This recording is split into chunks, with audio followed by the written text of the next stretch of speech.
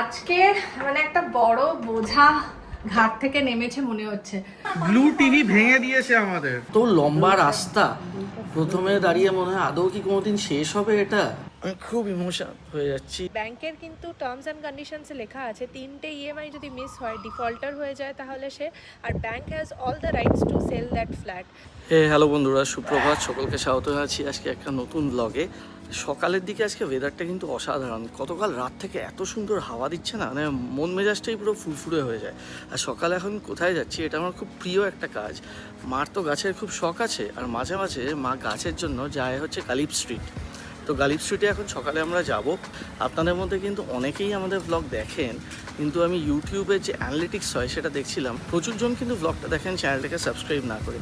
একটাই রিকোয়েস্ট আপনাদের কাছে আজকে ভিডিওটা শুরু করার আগে, আজকে খুব মিনিংফুল একটা ভিডিও আপনাদের জন্য বানাচ্ছি, যে প্লিজ ব্লগটাকে সাবস্ক্রাইব করে দিন আগে। এতে না কি হয়, আমরা একটু মোটিভেশন পাই। এখন বিশ্বাস করুন, সেই 2019 সাল থেকে আজকে 2026 সাল, বিগত 7 বছর ধরে ব্লগ বানিয়ে যাচ্ছি আপনাদের মোটিভেশনেই। সত্যি কথা বলতে গেলে মানে আপনারা আমাদের সঙ্গে যেভাবে ওতপ্রোতভাবে জড়িয়ে আছেন জীবনের প্রত্যেকটা স্টেপের সাথে সাথে, আজকের ব্লগটা একটা মিনিংফুল ব্লগ এই জন্য, কারণ থাম্বনেলটা দেখে আপনারা হয়তো বুঝে গেছেন যে আজকে ব্লগটা কী নিয়ে হবে। Good morning. চলো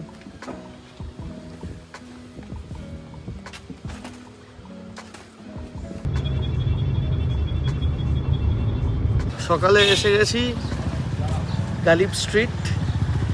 গালিব স্ট্রিট না গালিব স্ট্রিট, কোনটা? গালিব না গ্যালিফ? গালিব, কিন্তু গুগলে লেখা রয়েছে গ্যালিফ, গ্যালিব, GHALLIF, গ্যালিফ স্ট্রিট। আমি ভাবছি গালিব স্ট্রিট।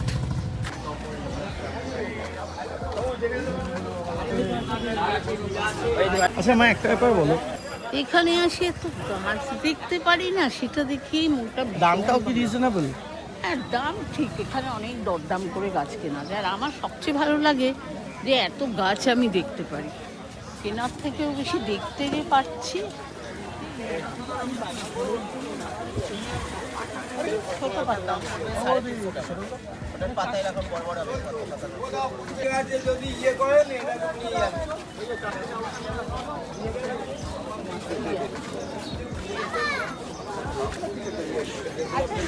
লতাগুলো কত করে? ভালো পোড়া টোড়া আছে তো বাবা। মা এই বাজারে একবার ঢুকলে বেরোতে বেরোতে অনেকক্ষণ লেগে যায়। এটাও ভালো, কিন্তু তলাটা ফুটো করাটা আপনারা করে দেয়। লাস্টেড ওইটা, হ্যাঁ ওইটা। দুটো তিনটে গাছ, চারটে গাছ রাখা যাবে। এটা ভালো। চারটে মাঝে একটা বড় রাখতে পারবে, হ্যাঁ। তিন সাইডে কিন্তু কত এটা? দিয়ে দাও এটা।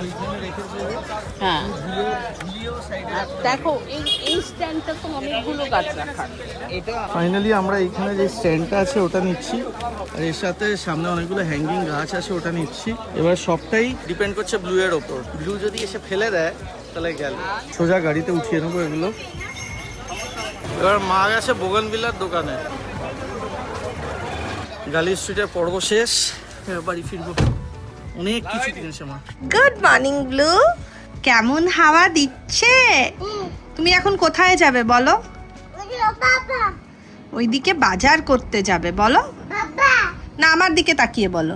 এবার ব্লু এর চুল উড়ে গেল, ব্লু এর সব চুল উড়ে গেল। আজকে একটা সানডে, হ্যাপি সানডে ব্লু। আমি আর ব্লু এখন যাব একটু বাজার করতে।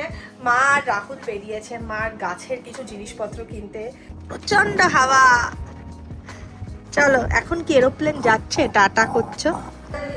এসো এসো এসো, ঢোকো তাড়াতাড়ি ভেতরে। পার্কে যাব বাজার করে এনে। তুমি তো রোজ বাজার যাও, তারপর আবার এগুলো বলছো কেন? টমেটো তোলো। কেমন বড় বাচ্চা দাও টমেটো দাও। টমেটো কত করে কেজি গো? নি না টমেটো, নি না, 20 টাকার টমেটো নিই না। তোমার গাজর কোথায়? এই মরেছে। ভীষণ অল্প কুমড়ো দেবে, আগের দিন কুমড়ো আমার নষ্ট হয়েছে। 1 কেজি টমেটো। এই যে ডাকছে, টমেটো তুলে দিয়েছে। কত কাজের বলো তো? টমেটো আমি 80 টাকা করে কেজিও দেখেছি, মানে বেশ কিছু মাস আগে। এখন টমেটো 20 টাকা কেজি যাচ্ছে। আজকে একটু টমেটো নিলাম, পাকা কুল নিলাম, দেখি যদি চাটনি করা যায়। আরেকজন পার্কে যাওয়ার জন্য ভীষণ জেদ ধরেছে, কোনো মতে টেনে হিঁচড়ে নিয়ে আসা হচ্ছে। আজকে মানে একটা বড় বোঝা ঘাট থেকে নেমেছে মনে হচ্ছে, মানে ফাইন্যান্সিয়ালি একটা বড় বোঝা ঘাট থেকে নামাতে পেরেছি। সেটা আস্তে ধীরে আমি ডিসক্লোজ করছি কি, আসলে আমি অনেক ধরনের ফাইন্যান্সিয়াল ইনভেস্টমেন্ট করি, মানে চাকরির পর থেকে আস্তে আস্তে শিখেছি কি করলে বেটার হতে পারে। সব তো আমি জানি না, কারণ আমি ফাইন্যান্সিয়াল এক্সপার্ট নই। মা আর রাহুল ফার্স্টে যাচ্ছে গালিব স্ট্রিটে, বললাম গালিব স্ট্রিট গেছে, ওখান থেকে ফিরে একটু টালিগঞ্জের বাড়িতে যাবে, কারণ মা আরেকটা সিলিন্ডার বুক করেছিল আমাদের এই বাড়ির জন্য। তো যদি আর কি এখানে আসছে না সিলিন্ডার, সেই জন্য যদি একটা সিলিন্ডার বুক পাওয়া যায় তো সেই সিলিন্ডারটা হয়তো আজকে দেবে। তো মা আর রাহুল গিয়ে ওয়্যারলেস পার্কের বাড়িতে একটু ওয়েট করবে। ইন্ডাকশনটা আমি কিন্তু বেশ কিছুদিন আগে কিনেছিলাম, প্রবাবলি 10 তারিখে কিনেছিলাম, কারণ 11 তারিখ থেকে এক তো স্টক আউট, তার উপরে ইন্ডাকশনের দামও বেড়ে গেছে, মানে কোনো অফার টফার আর নেই।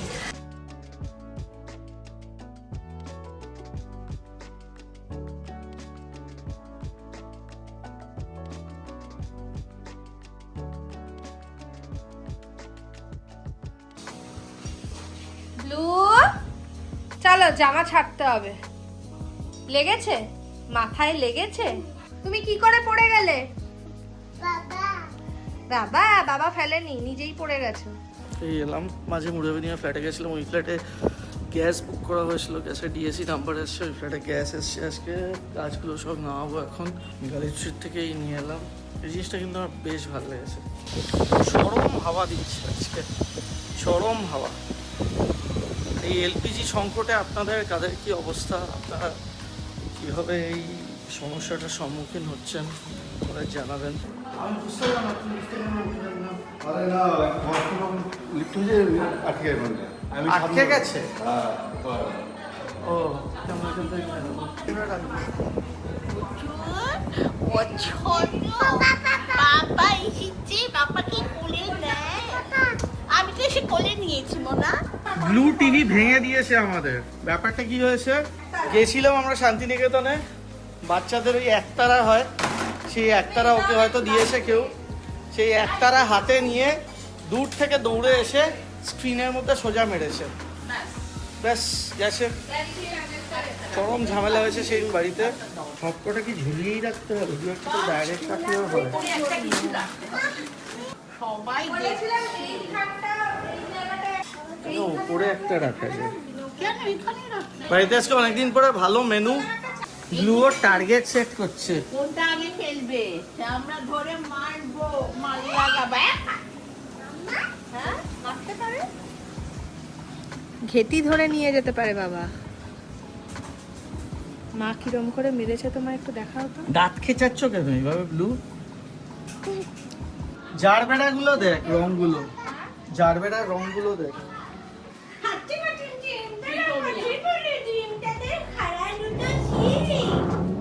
আজকে আমাদের এদিকে যে মাস্টার বেডরুমটা আছে, আমি জাস্ট দেখাচ্ছি। সাউথের আমাদের এই যখন ফ্ল্যাটটা নিয়েছিলাম না, তখন আমাদের এই ফ্ল্যাটটা ছিল সাউথ ফেসিং। এবার সাউথের দিকে আমাদের খুব আফসোস ছিল, সাউথের দিকে খালি বেডরুমে একটাই জানলা আর বাথরুমের আরেকটা জানলা, সাউথে কোনো বারান্দা নেই, কোনো কিছু নেই। কিন্তু আজকে সকাল থেকে হাওয়াটা দিচ্ছে সাউথের থেকে, মানে কিছু বলার নেই, জাস্ট উড়িয়ে নিয়ে যাচ্ছে।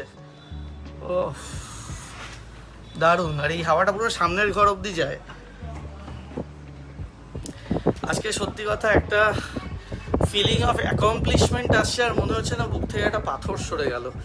আমি রিসেন্টলি ইনস্টাগ্রামের একটা রিল বানিয়েছি, যে রিলেতে অনেক কিছু বলেছি ইএমআই নিয়ে, কিন্তু সেখানে একটা খুব দরকারি ইএমআই যেটা মানুষের জীবনে নিতেই হয়, সেটা হচ্ছে হাউজিং লোন। হাউস বা বাড়ি খুব কম মানুষকে আমি দেখেছি টোটাল ডাউন পেমেন্ট দিয়ে কিনে নিতে, এবং এই ইএমআই আমাদের চলছিল অনেক দিন ধরে। একটা স্বাধীনতার ফিলিং, একটা ফিলিং অফ ফ্রিডম আজকে আসছে, মনটা আজকে খুব শান্তি পেয়েছে, খুব আনন্দে আছি আজকে। গতকাল রাতে মা একটা ভালো আইটেম বানিয়েছিল, যেটা আমি আজকে খাবো, সেটা হচ্ছে দই চিকেন। তো গতকাল রাতে খাওয়া হয়নি দই চিকেন। আজকে মেনুর মধ্যে রয়েছে কি কি দই চিকেনটা ছাড়া মা? কবি সবজি তোপসে ফ্রাই ভাত আনছি আমি। তোপসে ফ্রাই, আমার তো স্যালাডটা দেখেই খেতে ইচ্ছে করছে। আচ্ছা ইয়েগুলো পাতো আজকে ইন্ডাকশনে করেছি আমরা কিছুটা রান্না। আজকে জাস্ট আমাদের প্ল্যান ছিল যে উইকডেজে আমাদের একসাথে লাঞ্চে বসা হয় না, কিন্তু উইকেন্ডের রবিবার যে যেখানেই থাকুক আজকে রবিবারের লাঞ্চটা আমরা একসাথে করব। এবং তোপসে মাছ ভাজা কিন্তু আমার স্পেশাল প্রিয়। আচ্ছা, এই তোপসে মাছ ভাজা প্রসঙ্গ এখন উঠলে একটা জিনিস আপনাকে বলে দিই, যেহেতু আমরা অনেক জায়গাতে ফুড ব্লগ বানাতে চাই, আমার আজ অবধি সব থেকে প্রিয় তোপসে মাছ ভাজা খাওয়া হচ্ছে ওই কি স্বাধীন ভারত হিন্দু হোটেল। স্বাধীন ভারত হিন্দু হোটেল, যেটা হচ্ছে আমাদের এতে নাম কি জায়গাটা যেন, ওই যে কলেজ স্ট্রিটে। কলেজ স্ট্রিটে ঠিক প্রেসিডেন্সির পাশে। ওদের তোপসে মাছ ভাজা অন্য লেভেলের। তোপসে মাছ ভাজা, স্যালাড, নিম বেগুন, এটা কি দুধ দিয়ে লাউ, না এটা কি মুগ ডাল, হ্যাঁ মুসুর ডাল, আর ওটা হচ্ছে মুগ ডাল আর বড়ি দিয়ে। এটা নিম বেগুন, এটা কাজুরি কিনেছিল, এটাও কাজুরি কিনেছিল। কাজুরি এটা আমি এটার লিংক আমি দিয়ে দেবো, এটা অ্যামাজন থেকেই নিয়েছিলাম আমি। এই সবকটা ক্রকারি আইটেম, চন্দ্রানী দিয়েছে। এই সবকটা ক্রকারি আইটেম যদি আপনাদের ভালো লাগে তাহলে এই ক্রকারি আইটেমগুলোকে এইখানের ভিডিও সাইডে ট্যাগ থাকবে, আপনারা দেখে নিয়ে নিতে পারেন। ব্যাস, আমার আর ভালো লাগে না। তোপসে মাছ ভাজাগুলো ঠান্ডা হয়ে আচ্ছা, গেছে। আগে নিম বেগুন খাবেন তো? হ্যাঁ, সবাই নিম বেগুনটা একটু দিয়ে দাও তো। এটা কোনো স্টিকার খারাপ না, বলছি দাম। খেয়ে নে বস। বিভৎস তেতো নিম বেগুন, নিম তো তেতোই হয়, যাই হোক। বাট কোথায় কি? আচ্ছা, লাভের স্টোরিটা একটু সবাইকে বলো। তুমি বলো।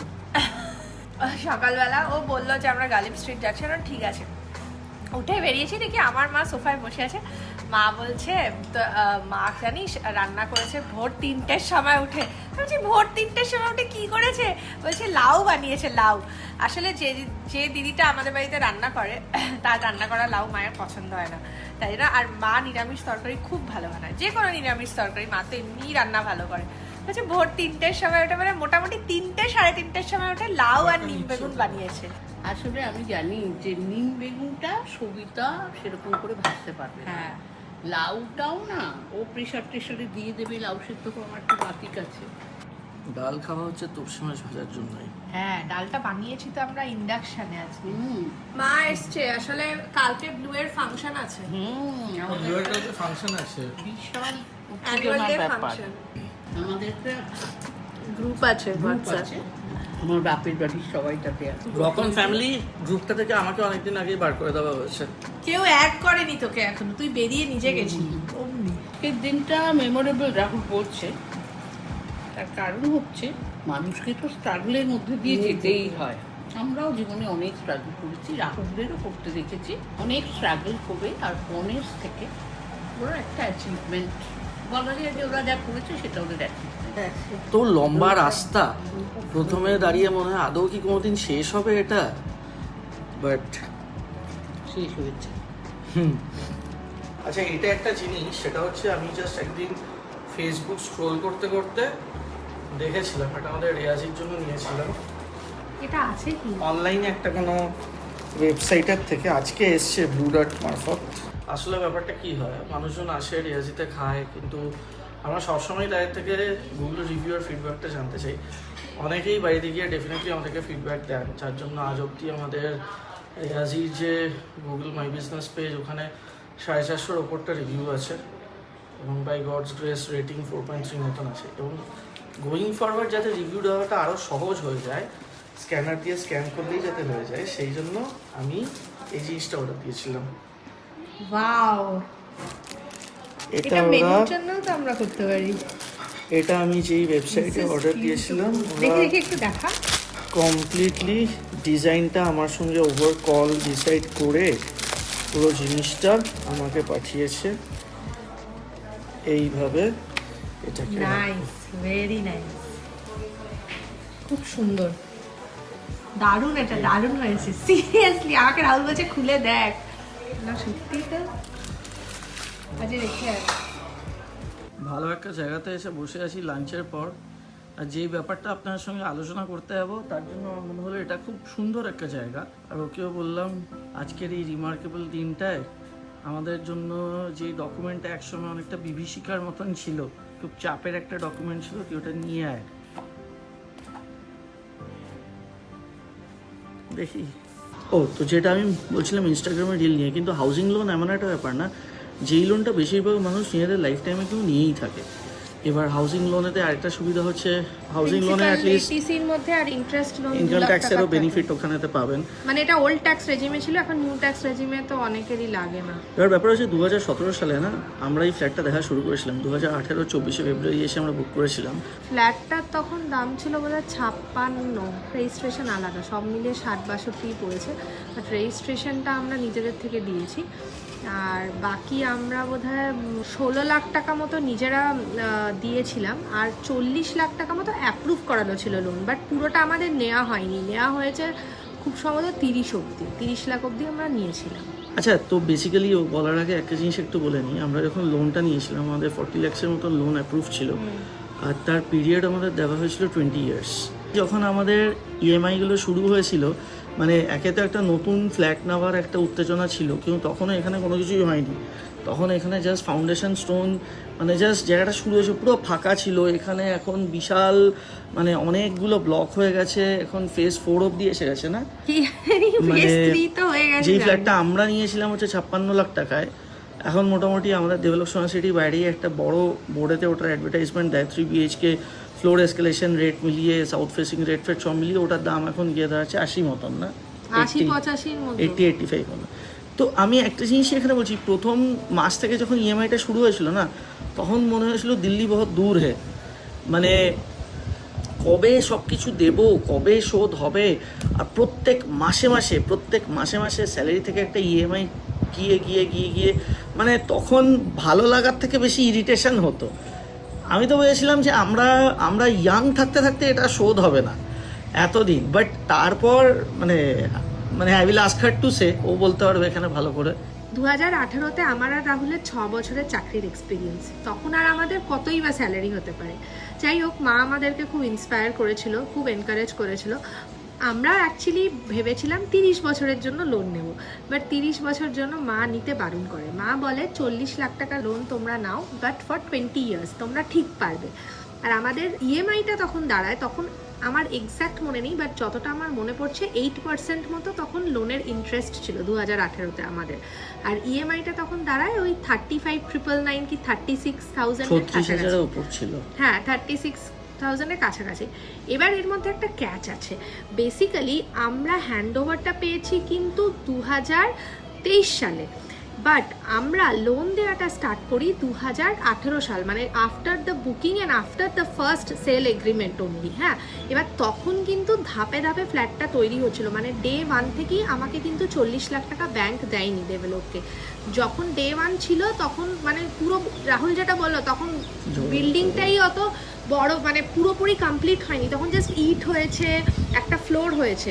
তো তখন মনে হয় 20 লাখ টাকা দিতে হতো, সেটা তো কিছুটা আমরা ডাউন পেমেন্ট করেছিলাম, কিছুটা ব্যাংক দিয়েছিল। বাট ইএমআইয়ের অ্যামাউন্টটা ভাবুন, ইএমআই অনুযায়ী লোন ডিসবার্সমেন্ট অ্যামাউন্টটা কিন্তু তখন কম ছিল।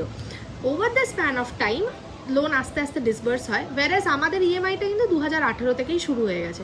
সুতরাং লোনের প্রিন্সিপাল অ্যামাউন্টটা কমতে থাকে। তো বেসিক্যালি 23 সাল যখন আসে, যখন আমরা দেখি, আমরা যখন এখানে আসি, যখন পুরোটা নিই ফ্ল্যাটের হ্যান্ডওভারটা, তখন একটা লামসাম অ্যামাউন্ট আবার দিতে হয় 10-12 লাখ টাকা মতো। তাতে তখন দেখলাম যে একটু বাড়লো, মানে লোনের অ্যামাউন্টটা তাও 25 লাখ অবধি ছিল। তারপর আমরা over the span of time যেটা করি, প্রত্যেক বছর যখনই আমাদের কাছে একটু টাকা আসতো, একটু জমাতাম, কখনো 1 লাখ, কখনো 2 লাখ, প্রত্যেক বছর আমরা এরকম করে দিয়ে টেনিওরটা কমাতে থাকি। ইএমআইটা আমরা কোনোদিনও কমাইনি, আমরা সবসময় বলতাম ব্যাংকে গিয়ে টাকা দিয়ে যে আপনি টেনিওরটা কমিয়ে দিন। এই টেনিওরটা কমাতে কমাতে গত বছর শুনি যে আমাদের প্রায় 1 বছর মতো আর বাকি আছে। আর আমাদের মানে এই মাসেই লাস্ট ইএমআই ছিল, প্লাস আমাদের খুব অল্প লাস্ট মান্থে শেষ ছিল। হ্যাঁ, মানে এটা তো লাস্ট মান্থে আমাদের যে ইএমআই অ্যামাউন্টটা, সেটা ছাড়াও একটু অ্যামাউন্ট বাকি ছিল, একটু প্রিন্সিপাল অ্যামাউন্ট আমাদের বাকি ছিল, আমরা প্রিন্সিপাল অ্যামাউন্ট আমরা দিয়ে পুরো ক্লোজ। এখন ব্যাংকের থেকে এতদিন পরে খুব ইমোশনাল একটা মোমেন্ট, মানে আমি ইমোশনালি হয়ে যাচ্ছি। সো বেসিক্যালি তারপর এটা খুব ইমোশনাল একটা মোমেন্ট, কারণ এত দিনের একটা জার্নি। আমি সেদিনই মাকে বলছিলাম যে যাই হয়ে যাক, যাই হয়েছে 2018 সাল থেকে যেই লোনটা শুরু হয়েছিল ধরা যাক 8 বছর, 8 বছরে 12টা মাস নিয়ে 96টা মাস মাঝে মাঝে গিয়ে আমরা একটা লামসাম অ্যামাউন্ট দিয়ে আসতাম, তারপর মাসে মাসে ইএমআই। এমন কোনো মাস যায়নি যেই মাসে দিতে হয়নি। এতদিন পরে ব্যাংকের থেকে আমাদের ফ্ল্যাটের অ্যাকচুয়াল দলিল, অ্যাকচুয়াল ডকুমেন্ট সব কিছু নিয়ে এলাম, এবং এতদিন পরে বলা যেতে পারে যে হ্যাঁ ফ্ল্যাটটা এখন আমাদেরই। আমি খুব ইমোশনাল হয়ে যাচ্ছি, যাই মানে সত্যি কথা এতদিন পরে বলা যেতে পারে যে ফ্ল্যাটটা আমাদের। আর সত্যি কথা এটা আমার থেকে অনেকেই জানতে চেয়েছে যে থাকতাম হচ্ছে মুর অ্যাভিনিউয়ের ওখানে, নিয়ার কুদঘাট, রানীকুঠি আর কুদঘাটের মাঝামাঝি জায়গা। এখনও যাই ওই ফ্ল্যাটেতে, রোজই যাই, আপনারাও অনেকবার দেখেছেন যে আমরা ওইখানে এরকম ফ্ল্যাট নিই কেন। সত্যি কথা এটা বলতে আমার অসুবিধা নেই, কারণ এই হাউজিং সোসাইটিটা এত বড়, যদি এরকম জায়গা আমরা ওখানে নিতাম তাহলে দাম 1.5 কোটির ওপরে পড়তো। ইনফ্যাক্ট তখন আমরা খোঁজ করেছিলাম মুর হাইটস, বাট মুর হাইটস তখনই বলেছিল প্রচুর। 85 লাখ। না 85 না, 1.16 তখন ছিল না 1.16। তো সেই সত্যি জন্য কথা সেটা আমাদের হয়নি। সামর্থ্যের মধ্যে ছিল না, সেই জন্য আমরা এটা নিয়েছিলাম। এবং বলা যেতে পারে যে মানে ঋণ মুক্ত হলাম এতদিনে, বুকের ওপর থেকে যেন একটা পাথর সরে গেল।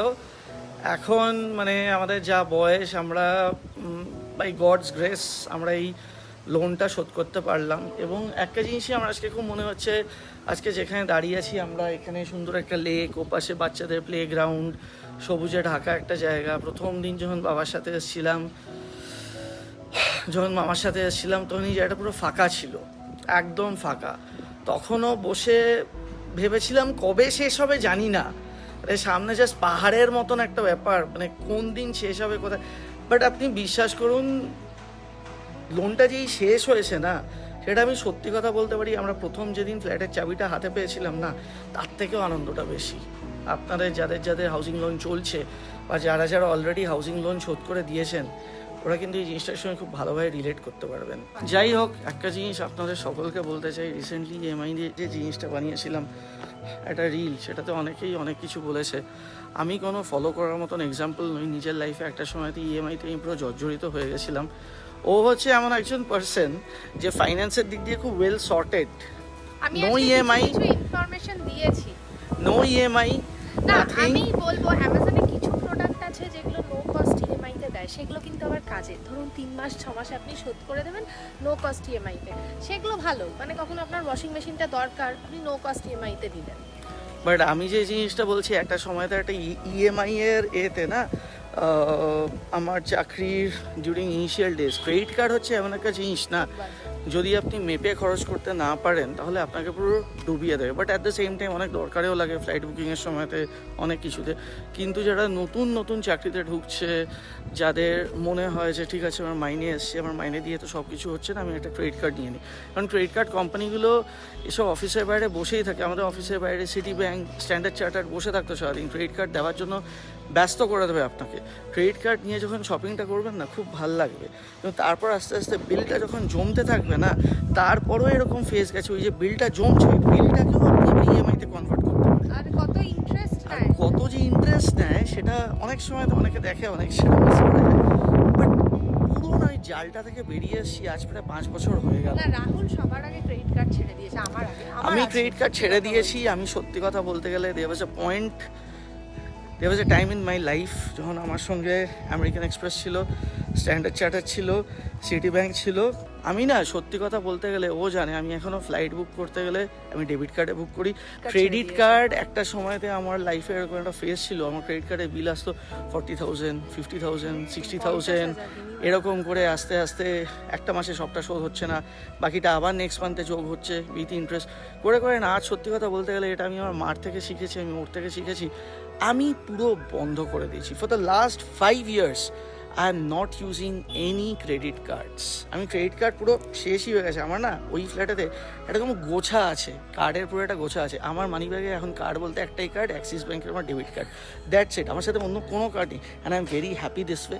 আর আজকে তো হ্যাপিনেসে আরো অ্যাকাউন্ট আছে, রাহুল নিজেও জানেন, আমাদের সাথে জয়েন্ট, সেগুলোর অ্যাক্সেস আমার কাছে আছে।